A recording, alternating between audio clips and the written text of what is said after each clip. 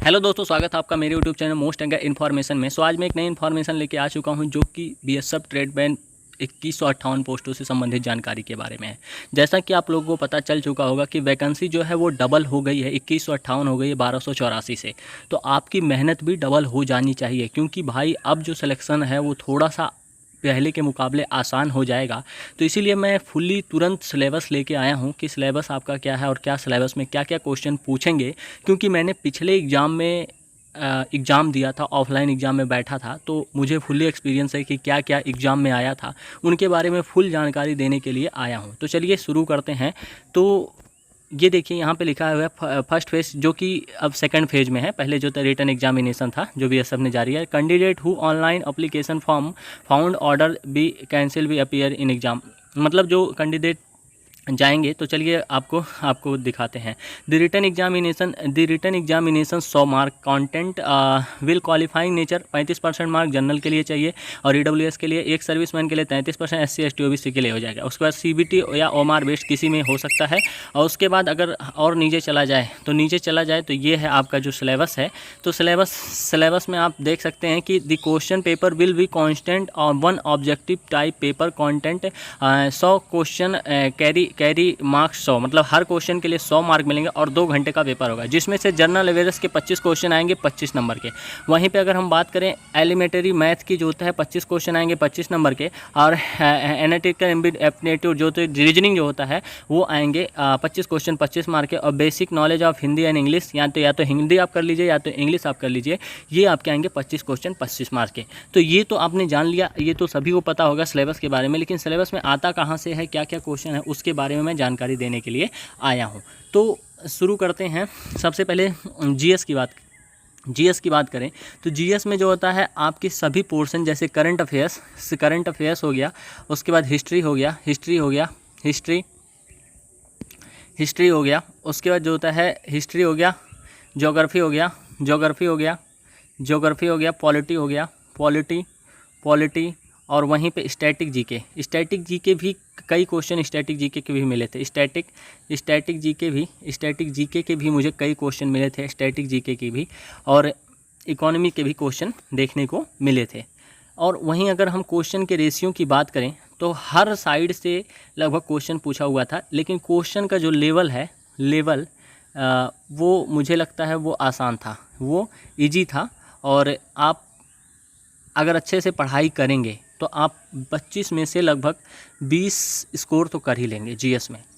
तो ये था जीएस का, जो कि आप हिस्ट्री में आप देख सकते हैं प्राचीन इतिहास, मध्यकालीन और जो होता है आधुनिक इतिहास। वहीं पे पॉलिटी में अगर हम देखें तो संविधान के अनुच्छेद, संविधान के भाग, संविधान के जो आप जो उसमें संशोधन हुए थे उन सबको देख सकते हैं, वेतन भत्ते के बारे में, ये सब के बारे में आप पढ़ लीजिएगा। उसके बाद अगर तीसरे नंबर पे देखा जाए तो साइंस भी आया था, आप में साइंस भी आप पढ़ लीजिएगा। साइंस भी है, जो कि साइंस भी महत्वपूर्ण भूमिका निभाएगा, तो आप साइंस को भी ध्यान रखिएगा।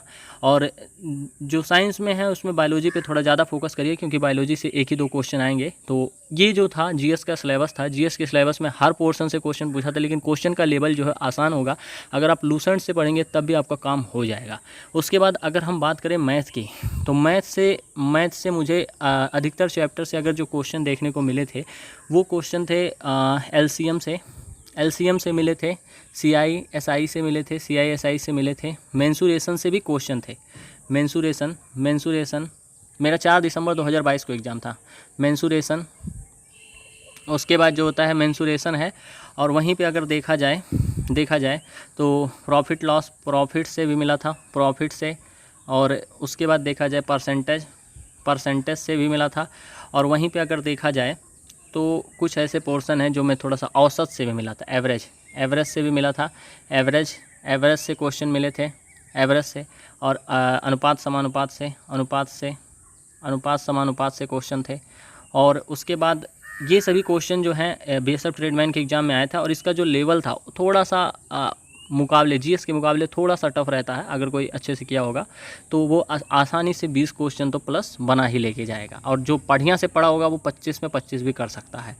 तो ये था मैथ के बारे में। वहीं रीजनिंग की बात करें तो रीजनिंग का जो लेवल है वो मुझे लगता है कि टाइम टेकिंग था, क्योंकि रीजनिंग ही मेरा समय था जो खाया था। और मेरे 25 में से 24 मार्क बने थे रीजनिंग में। मेरे 25 में से 24 मार्क बने थे, क्योंकि मैं आसानी से लगाया था। तो रीजनिंग के आप पोर्शन जो है, रीजनिंग में ब्लड रिलेशन हो गया, उसके बाद डायरेक्शन हो गया, उसके बाद पजल हो गया, सिटिंग अरेंजमेंट हो गया, और अदर क्वेश्चन जो है रीजनिंग पोर्शन से भी अच्छे खासे आए थे। वहीं पे अगर हम लास्ट हिंदी की बात करें तो हिंदी से जो हमें मिला था वो रस मिला था, छंद मिला था, रस छंद मिला था, उसके बाद जो होता है छंद मिला था, उसके बाद देशज और विदेशज से भी क्वेश्चन आए थे। मेरे में एक क्वेश्चन था जो कि उर्दू किस भाषा का शब्द है, उर्दू आया था, किस भाषा का शब्द, मैंने गलत कर दिया था। और रचना से मुझे क्वेश्चन जो याद है, लगभग 3 क्वेश्चन जो है रचना से आए थे, जिसमें से दो क्वेश्चन मैंने सही कर लिया था, और मेरे जो और कुछ क्वेश्चन थे गलत हो गए थे। वहीं पे जो होता है आप पर्यायवाची विलोम देख लीजिएगा, मुहावरे हो गए, और उसके बाद लोकोक्ति हो गई, ये सभी देखिएगा। और उसके बाद देखें कि जो मेरा हिंदी में स्कोर बना था, वो बना था 18 नंबर, 25 में से था। मेरे गलत हो गए थे, काफ़ी क्वेश्चन गलत हो गए थे, मैं थोड़ा हड़बड़ाहट में था।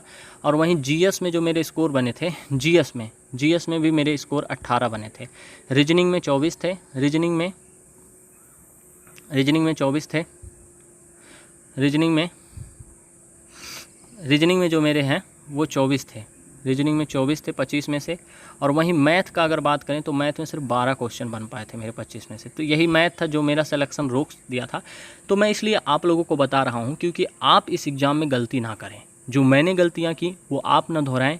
तो इसीलिए आप इस पे काफ़ी ध्यान दीजिएगा। और एक इन्फॉर्मेशन थी मेरी तरफ से, छोटा भाई होने के नाते, कि आप इसको देखिए और इन गलतियों पे काम करिए, आप सेलेक्ट हो जाएंगे आराम से, कोई दिक्कत नहीं है, आराम से पढ़िए। अब एग्ज़ाम में 1-2 महीने का समय मुझे लगता है मिलेगा आप लोगों को।